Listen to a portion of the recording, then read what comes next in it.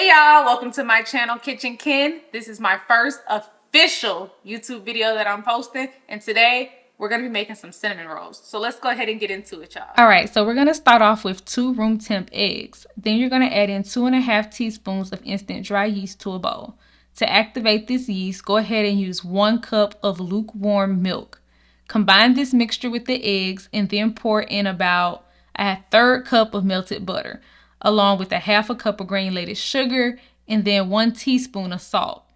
Using a whisk, go ahead and mix everything together, but y'all be sure not to overmix it because you don't want to overwork your yeast. So I have about 4 cups of flour here. So you're going to add in a little bit of flour slowly to that yeast mixture, and you're going to keep mixing it and adding in flour slowly at a time. You don't want to add in too much at a time because you may not need all of this flour. Once your dough starts to form, go ahead and take off the mixers and add on your kneading tools. I'm going to go ahead and knead the dough for about 5 to 6 minutes. This does take a little bit of energy because I don't have like one of those high class mixers, so I did take a lot of elbow work. After a while, I gave up, y'all, and I decided to just go ahead and knead by hand. You can knead by hand too if you don't have a mixer, or if you have a mixer like mine that's not going to get the job done right.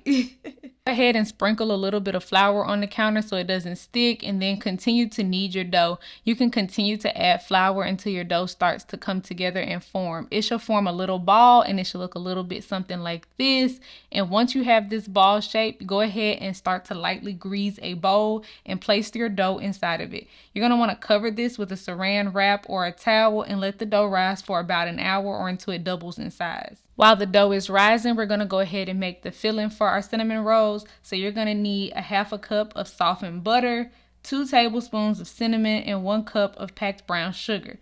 You're going to go ahead and mix this up thoroughly, and it should look a little bit something like this once you're done mixing. So once your dough has doubled in size, we're going to go ahead and uncover it, and then go ahead and reflour your countertops, and then go ahead and flour a rolling pin as well. We're going to go ahead and roll our dough out. We're going to roll it in each direction. You're going to try to form like a rectangular shape. I didn't really achieve that, so you don't have to either, but that's the goal that you're going for. Once your dough is flattened, go ahead and add the cinnamon filling inside. You want to spread this across your dough evenly and make sure you apply it all over your dough.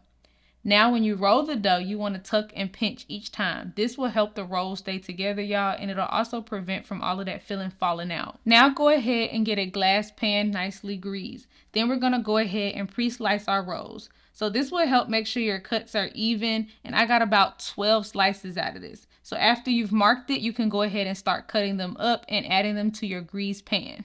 So this is what they should look like. We're going to go ahead and cover these up and let them rise again until they double in size. And then we're going to go ahead and add in about a 1/2 cup of heavy cream. After that, we're going to get them in the oven at 375 for about 20 to 25 minutes or until they're golden brown.